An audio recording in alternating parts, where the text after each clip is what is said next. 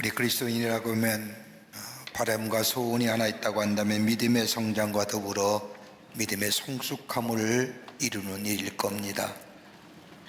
믿음의 성장과 더불어 성숙함을 가져오는 것은 다른 어떤 것에 있는 것이 아니라 하나님의 말씀을 믿게 될 때에 시작이 됩니다. 창세기에 나오는 1장 1절의 말씀인 하나님이 태초에 천지를 창조하시니라고 하는 말씀을 믿게 될 때에 그 다음의 말씀들이 믿어지고 이해가 됩니다. 그리고 요한계시록의 마지막 말씀인 세상 끝날까지 너희와 함께 있으리라고 하는 말씀이 우리 안에 확신으로 다가오게 됩니다. 그러기에 하나님의 말씀을 믿는 것으로부터 시작이 됩니다. 전부 믿게 될 때에 성경의 이해가 되고 그 말씀이 나에게 하신 말씀이 됩니다. 그런데 이 말씀은 당시 시대적인 상황으로, 이 말씀은 기술적으로 또는 과학적으로 이성적으로 이렇게 빼고 뒤틀어 버리면 하나님의 말씀이 받아들이기도 쉽지 않고 믿어지지가 않습니다. 그러면 거기는 아무런 역사가 일어나지 않는 것이요, 말씀의 생명력을 잊어버리게 됩니다. 울더 부르그만이라고 하는 구약신학학자가 예일대학에서 라이먼 비치라고 하는 강좌에서 유명한 말을 합니다. 현대인들은 하나님의 뜻이나 하나님의 말씀을 자꾸만 생채기내어 축소시키려는 병이 있다고 이야기합니다. 하나님의 말씀이 납득이 되든 아니되든 간에 하나님의 말씀으로 받아들이면 좋은데 자꾸 자신들이 가지고 있는 이성이나 경험을 가지고 하나님 말씀을 재단하거나 축소하는 것 때문에 믿음이 자라나지 않는다는 겁니다. 그러면서 부르면은 말하기를 현대인들은 기술적이고 과학적인 사고방식으로 인하여 삶과 신앙의 신비로움을 훼손하고 있다는 겁니다. 여러분, 세상에는 얼마나 신비롭고 경이한 일들이 참으로 많지 않습니까? 우리의 인간의 이성과 경험으로 해석이 안 되는 일들이 얼마나 많은데 이것을 호기심이란 이유로 과학과 기술과 그리고 이성이라는 것을 가지고 건드려 봅니다. 그럴 때에 삶과 신앙의 신비로움이 잊어버리게 된다는 겁니다. 또 하나 있다고 한다면 신뢰의 문제라는 겁니다. 삶에서 신비로움과 더불어 그리고 신앙의 신비로움이 훼손되는 것은 신뢰가 문제가 된다는 겁니다. 여러분, 믿는다는 것은 아무런 조건 없이 없는 것이 믿는다는 겁니다. 믿는 것의 조건과 여건이 충족되어서 믿는다는 것은 만약 여건과 조건에 맞지 않는다면 믿지 않는다는 것과 같은 말입니다. 이런 믿음은 참된 믿음의 모습이 아닙니다. 여러분, 한번 생각해 보십시오. 우리가 믿고 신뢰한다고 할 때에 여러분 그 내용을 다 알고 믿고 신뢰하십니까? 아닐 겁니다. 여러분, 우리가 식사할 때에 이 음식을 먹으면 내게 영양가가 될 것이다 라고 따지면서 이 한 조각은 얼마나 칼로리, 이거 한 조각은 얼마나 칼로리, 이렇게 따지며 먹는 사람 가끔 있다고 합니다만은 아마 없을 겁니다. 그냥 먹는 겁니다. 먹게 될 때 내 몸에 유익함이 줄 것이라고 하는 신뢰가 있기에 음식을 먹는 겁니다. 여러분, 신뢰라고 하는 것은 과학적인 지식이나 우리의 경험에 근거한 것이 아닙니다. 신뢰해야 확신할 수 있는 겁니다. 그런데 사람들은 신뢰의 확성을 가지기 위해서 무단히 애를 씁니다.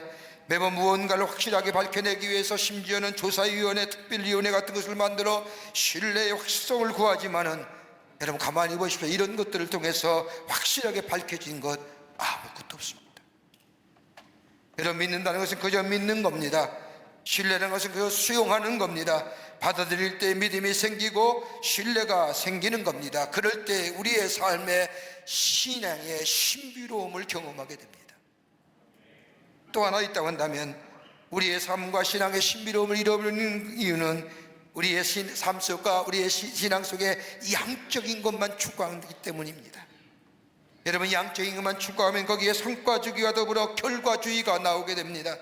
여기는 과학적이라는 것이 중요치가 않습니다. 내용은 상관없이 오직 결과만 가지려고 판단합니다. 통계 숫자로만 파악하려고 합니다. 여기에 인간의 가치가 무너지고 인간의 의미가 사라지기 때문에 삶의 신앙의 불신앙과 더불어 불행함이 찾아옵니다. 여러분, 우리가 읽은 이 본문의 말씀은 흔히 기독교적인 역사관이라고도 말하기도 하고 기독교적인 시간관이라고도 말합니다. 그리스도인이 가지는 시간관이 무엇인가, 그리스도인들이 가지고 있는 역사관이 어떤 것인가에 대해서 바울은 이야기합니다. 그 가운데 오늘 우리에게 눈길을 끄는, 주목되는 한 말씀이 있는데, 그 말씀은 로마서 13장 11절의 말씀입니다. 이 시기를 알거니와. 여기서 시기라고 하는 것은 시간을 얘기하는데, 그냥 흘러가는 시간이 아니라 주어진 지금의 시간을, 의미를 바로 알라는 겁니다.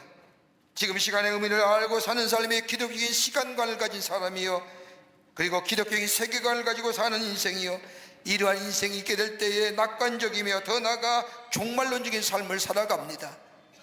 그리고 이 삶에는 쉽게 나들하지, 좌절하지 않습니다. 쉽게 낙심하지 않습니다. 오늘이 마지막인 것처럼 살기에 최선의 삶을 경주하여 귀한 열매를 얻고 살아갑니다. 오늘 읽은 본문의 말씀은 사도 바울이 한 번도 만나본 적이 없는 로마에 있는 그리스도인들에게 간절한 마음을 담아 쓴 로마 교회를 향한 편지, 서신의 형식을 갖춘 하나님의 말씀입니다.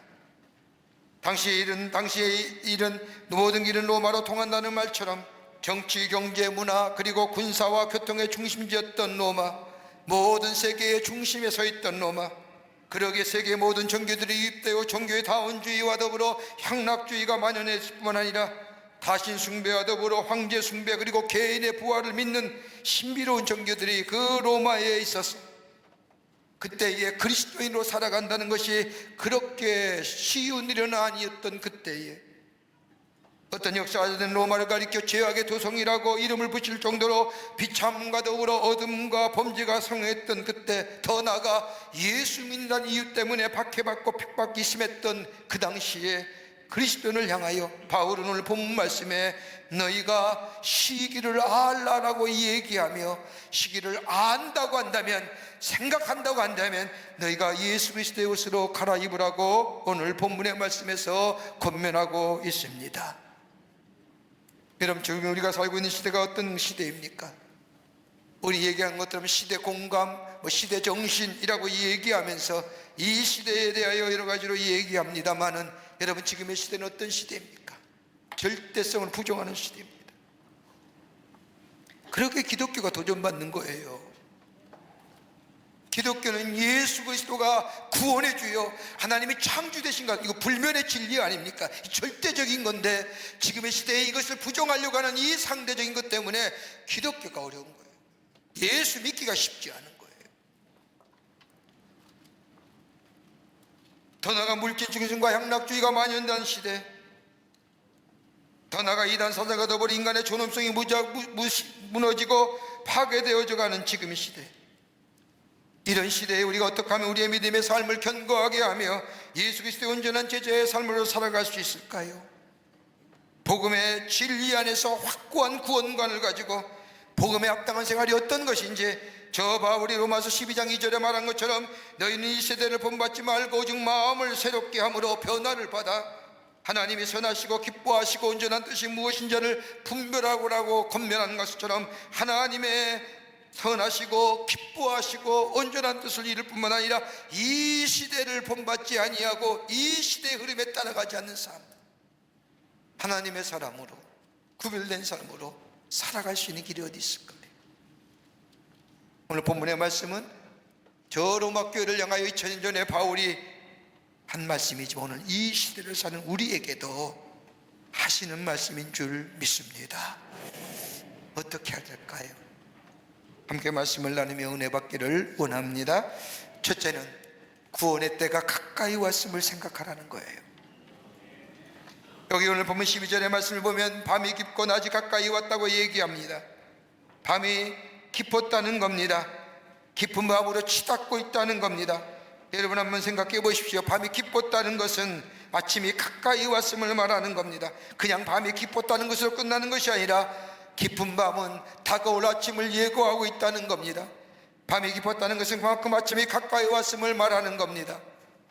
여러분, 대한민국 남자라면 누구나 다 군대를 갑니다. 군대에 가서 초병으로 보초됐을 때 한 번쯤은 다 경험했을 일입니다.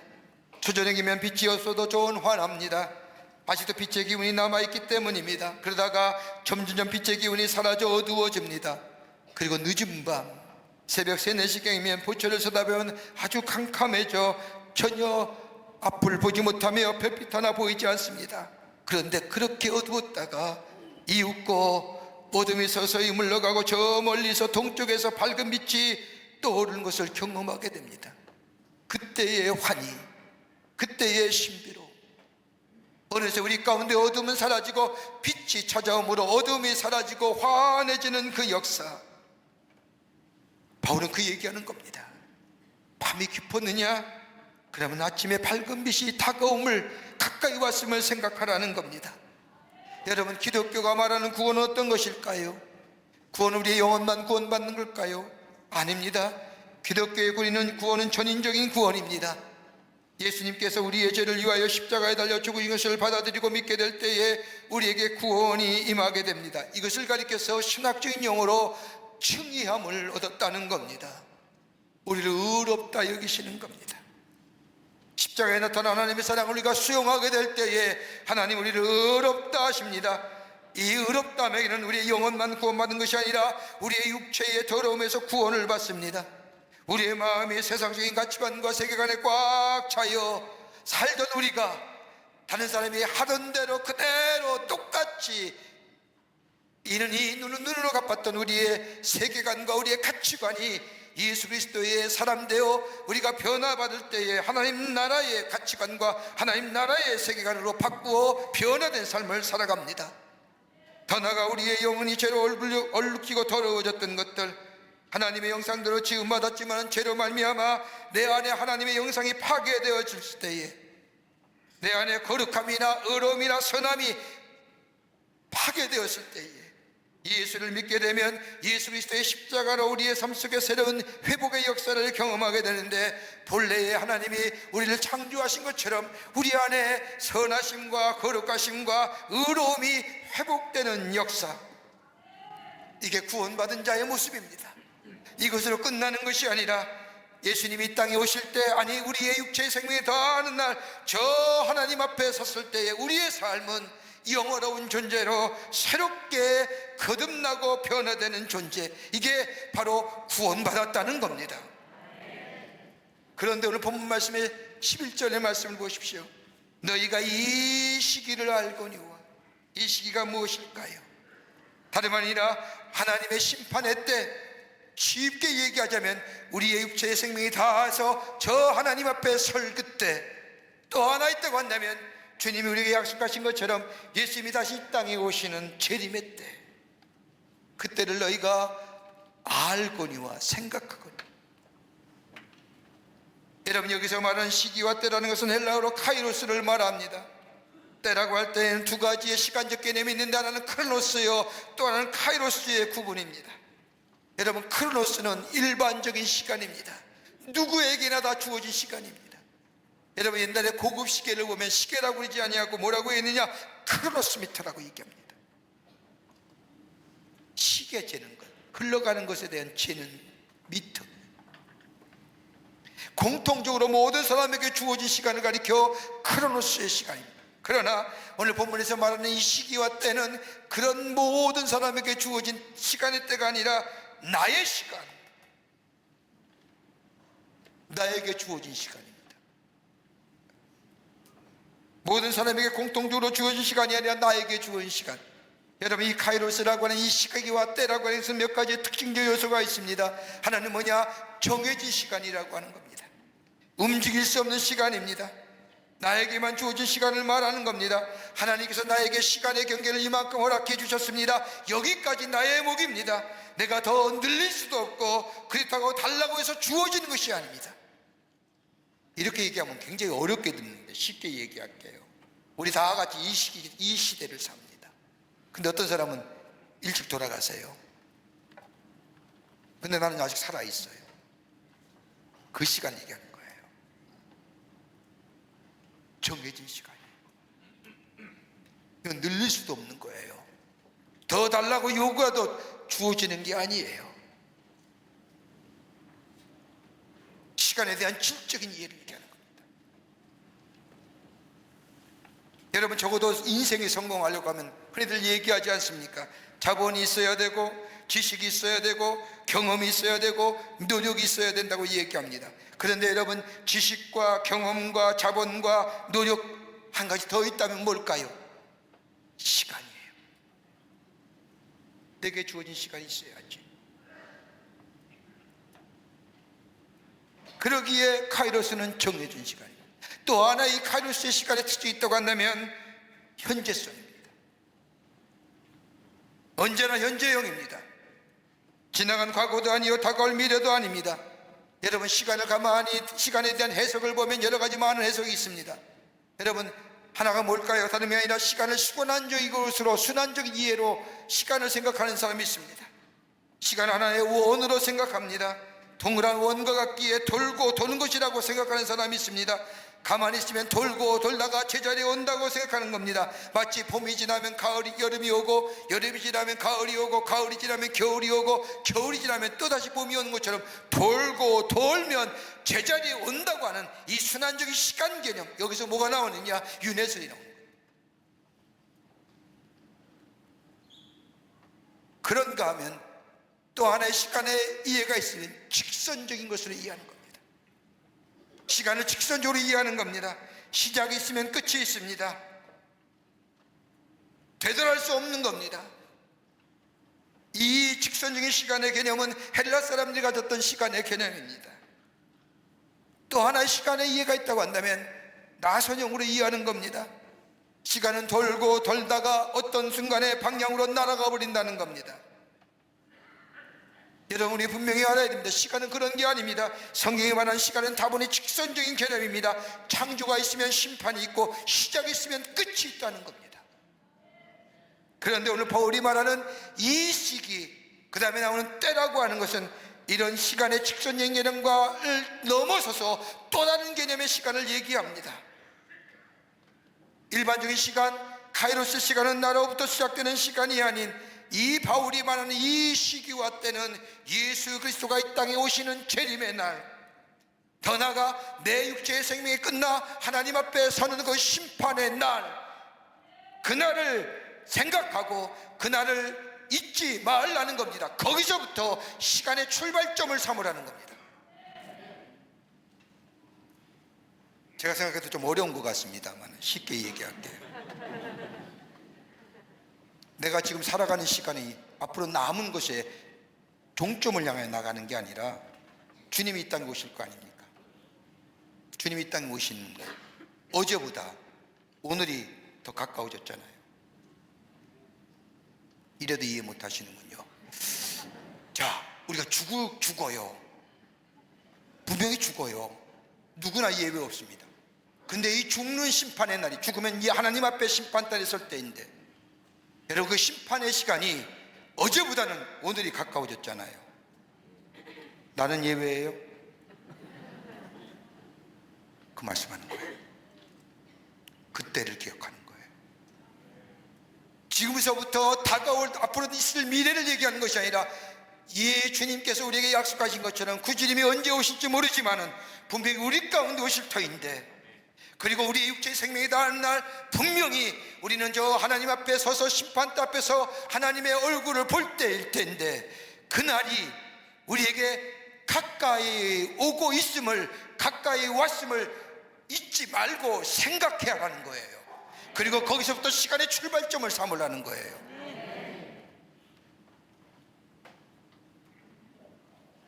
나 중심으로 생각하는 것이 아니라 그리스도 중심으로 생각하는 겁니다. 구원의 때가 가까이 왔다고 말하는 겁니다. 구원의 때는 하나님의 심판의 때요, 더 나아가 인간의 마지막 때입니다. 여러분, 이것이 그리스도인의 역사인식입니다.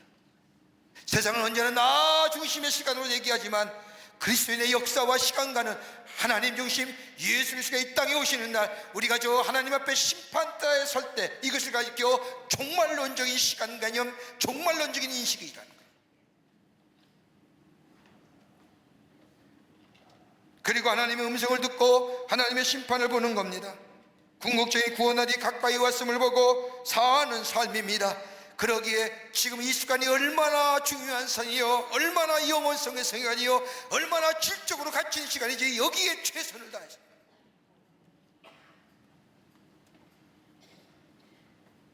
구원을 보는 겁니다. 구원을 의식하는 겁니다. 심판만 있는 것이 아니라 심판 뒤에 다가올 아침을 보는 것이 바로 그리스도인의 역사의식입니다. 그러기에 깨어 있어야 된다는 겁니다. 밤이 깊으면 깊을수록 구원의 때가 가까이 왔음을 생각하며 깨어 있는 자, 하나님의 말씀을 가까이 하며 주의 말씀에 따라 사는 삶이며 주님이 내 삶의 주인 되심을 고백하며 주님과 함께 매일매일 내 삶 속에 고백하며 살아가는 인생, 이게 바로 깨어있는 인생이요. 여러분, 이럴 때에 주님이 다시 오시는 날, 내 인생의 마지막에 저 하나님 앞에 심판대에 서는 날, 이게 결코 두렵지 아니하고, 왜요? 빛이 내 안에 새롭게 임하실 것임을 믿기 때문에 두려움이지 않는 하나님의 백성의 삶으로 살아갈 수 있다는 겁니다. 주님 오시는 것이 두렵습니까? 하나님 앞에 가는 것이 두렵습니까? 두려움은 문제 있는 겁니다. 두렵지요. 그러나 내가 깨어서 하나님의 음성을 들으며 주의 말씀에 따라 사는 삶, 그리고 내 삶 속에 주의 주신 귀한 분깃에 맞게 최선의 삶을 경주하는 삶에 주님 오실 때 기쁨으로 맞이할 수 있는 것이고, 주님의 심판 때 할 때 기쁨으로 부르실 때 나아갈 수 있는 인생, 그거 기억하며 살아가는 거예요.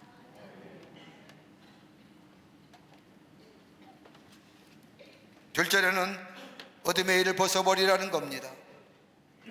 오늘 12절의 말씀을 보면 사도 바울이 말하기를 구원의 때가 가까이 왔기에 우리가 어둠의 일을 벗어버리고 라고 말하면서 13절에 와서는 구체적으로 어둠의 일이 어떤 것인가를 얘기합니다. 방탕과 술 취하지 말며 음란과 호색하지 말며 쟁투와 시기하지 말며. 어둠에 속한 자의 삶의 모습이 방탕과 술 취함과 음란과 호색과 쟁투와 시기라는 겁니다. 여기서 벗어나라는 거예요. 여러분, 우리 주변에 보십시오. 얼마나 많은 사람들이 많은 어둠의 일들이 일어나고 있는지요. 방탕과 술 취함. 여러분, 뉴스를 보니까 소주값이 올랐다고 난리래요. 그래서 깜짝 놀랐어요. 소주값이 올랐는데 왜 난리칠까? 역으로 생각하면 그만큼 술 먹는 분들이 많다는 거죠. 술 취하지 말라는 거예요. 음란과 호색, 여러분 우리 집안에 얼마나 선정적인 것들이 난무합니까? 쟁투와 시기, 싸우기에 바쁘지요. 용서와 용납이나 자비와 긍휼은 우리가 먼 단어가 된 지 이미 오래입니다. 조금만 좋은 일에도 신문에 크게 나면서 대단한 일인 것처럼 우리 집안에 얼마나 시기함이 넘쳐납니까? 다른 사람이 잘 되는 것 죽어도 못 보지 않습니까? 끌어내려야만이, 댓글이라도 달아야만이 만족을 누리며 사는 이 지금의 세상, 이 어둠의 것들을 벗어버리라는 거예요. 여기서 어둠이라는 것은 헬라어로 디아노니아라고 얘기하는데, 이 말은 여러분 지적인 어둠이에요. 그러니까 여기서 어둠이라는 것은요, 지적인 어둠이에요. 지성의 결여예요. 여러분, 우리가 오늘 지성이라고 한다면 습된 지식에 대하여 제대로 활용할 수 있는 사람, 삶에 적응하며 사는 사람을 지성인이라고 얘기하지 않습니까? 그런데 여기에 말하는, 여기에 방탕과 순취함과 음란과 호색과 쟁투와 시기는 뭐예요? 어둠이에요. 지적인 결여예요. 총명의 결여예요. 지적인 총명함이 사라졌다는 겁니다. 우리 주변에 가만히 보면 많이 배운 사람입니다. 다른 사람이 그를 평가하기에 똑똑한 사람이요, 유능한 사람이요 라고 평가합니다. 그런데 그의 삶의 내면을 가만히 쳐다보면 유치하기가 그지없지 않습니까? 자기 딴에는 엄청이나 똑똑한 것처럼 생각하는데 일하는 것이나 결정한 것을 보면 어리석어 보이기가 이루 말할 수가 없습니다. 왜요? 총명이 그려졌기 때문에. 아는 것 같은데 무지합니다. 배웠는데 지성이 결여되어 있고 배웠는데 총명함이 사라졌습니다. 지성이 결여되고 총명함이 사라지니 윤리와 도덕이 사라진 겁니다. 그래서 여기에 성경에 어둠의 것들을 벗어버리는 것, 방탕과 숨취함과 음란과 어색과 쟁투와 시기, 지적인 결여에 의해서 어둠 때문에 어둠의 결과는 우리로 하여금 도덕적인 절대 기준, 윤리의 절대 기준을 사라지게 합니다. 여러분, 참된 진리가 어딜까요? 진리는 변함이 없어야 됩니다. 여러분, 인간의 논리와 이성은 그야 길어야 일색입니다. 그러나 변하지 않는 진리, 모든 사람에게 적용됐은 진리, 다름이 아니라 그것은 하나님의 말씀입니다. 하나님의 말씀, 진리와 절대 기준이 사라지게 될 때에 우리에게 뭐예요? 도덕적인 무지, 윤리적인 무지, 지식의 결여, 총명의 결여를 가져야 되고 어둠에 속한 일을 하게 된다는 겁니다.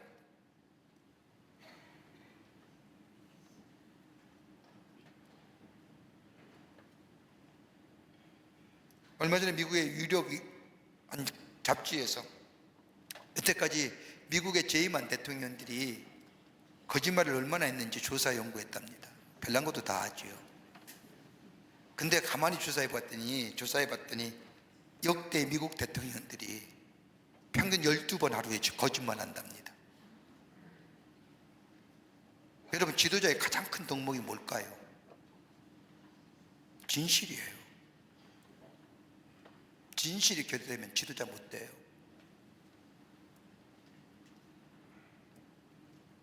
우리의 신앙의 모습도 마찬가지일 겁니다.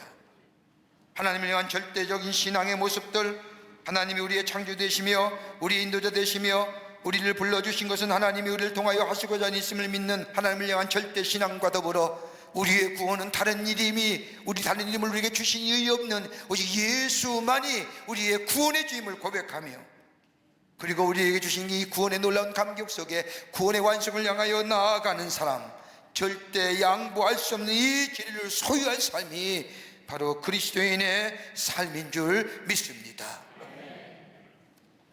이거 있으면요, 어둠 벗어버려요.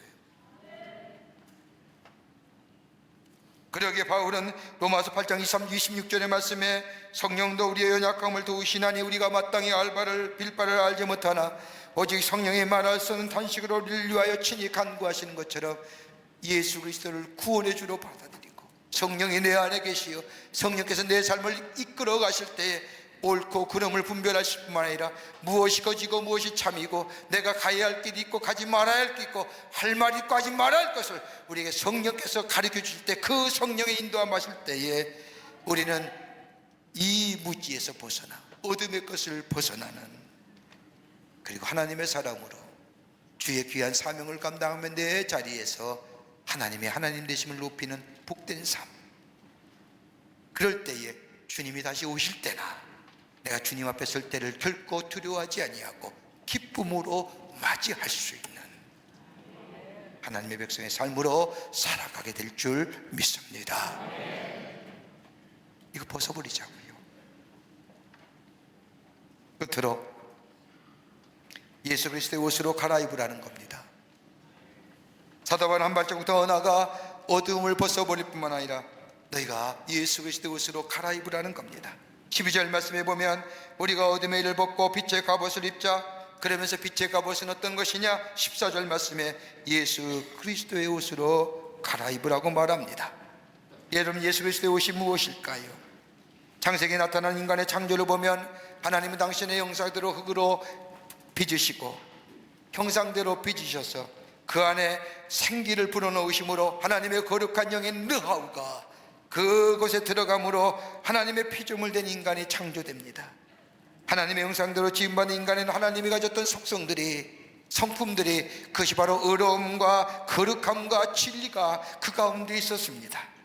그런데 저로 말미암아 하나님의 속성인 의와 거룩함과 진리가 사라졌습니다. 그러나 예수 그리스도가 우리의 죄를 위하여 십자가에 달려 돌아가심으로, 그리고 우리의 죄가 사하심을 우리가 믿게 될 때에, 그 십자가 은혜를 우리가 받아들이게 될 때에 우리 안에 하나님의 형상이 회복될 뿐만 아니라 내 안에 잊어버렸던, 파괴되었던 하나님의 의와 거룩함과 진리가 회복됩니다. 그래서 바울은 에베소 4장 23절 말씀에 오직 심령이 새롭게 되어 하나님을 따라 의와 진리의 거룩함으로 지으심 받은 새 사람을 입으라 라고 말하는 이유가 여기 있는 겁니다.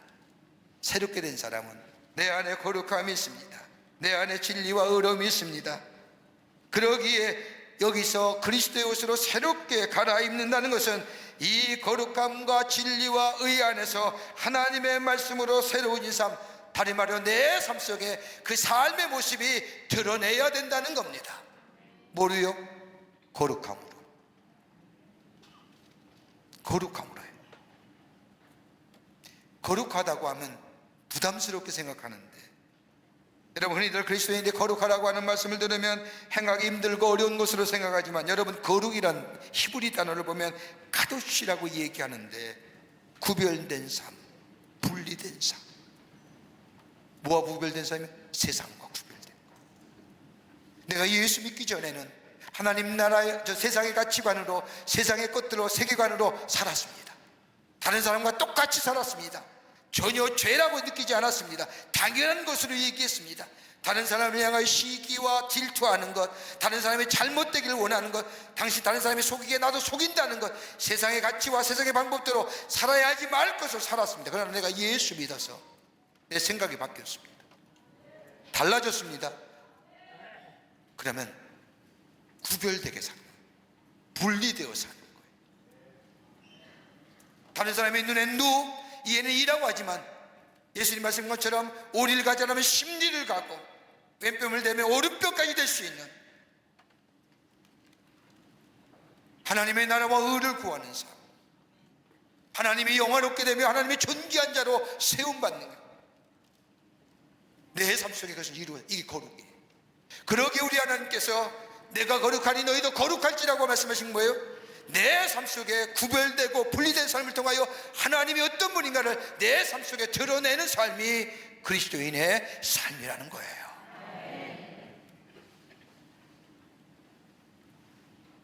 다른 사람이 되는, 바울이 고백한 것처럼 이전 것은 지나갔으니 보라 새 것이 되었도다. 뭐로요? 거룩함으로, 구별된 삶으로. 어디에서요? 바울은 베드로전서 1장 15절 말씀에 오직 너희를 부르신 거룩한 자처럼 너희 모든 행실에 거룩한 자가 되라. 모든 행실에. 영어의 표현을 보면 좀 쉽게 표현합니다. Every circumstance입니다.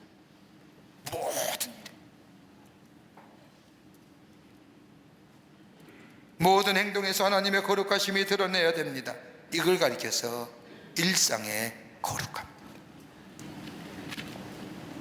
그럴 때에 우리의 삶의 마지막 때를 사는, 하나님 나라의 시간을 사는 하나님의 백성의 삶으로 살아갈 수 있다는 겁니다. 사랑하는 성도 여러분, 역사는 돌고 도는 거 아닙니다. 시간도 돌고 도는 거 아닙니다. 그대로 서 있으면 돌고 돌아서 제자리에 돌아오는 것이 절대 아닙니다. 역사는 직선성이 있습니다. 심판을 향해 치닫고 있습니다. 이게 하나님의 창조요 섭리요 구원입니다. 그리고 주님이 우리 가운데 오실 날이 점점 가까워집니다. 어제보다 오늘보다 내일이 더 가까워지는 겁니다. 아니, 내 육체의 생명이 다하는 날, 주님을 보지 못한다 할지라도 하나님 앞에 다가가니 좀 가까운 겁니다. 그렇다면 우리 어둠의 일을 벗어버려야 됩니다. 빛의 옷 예수 그리스도 옷으로 갈아입어야 됩니다.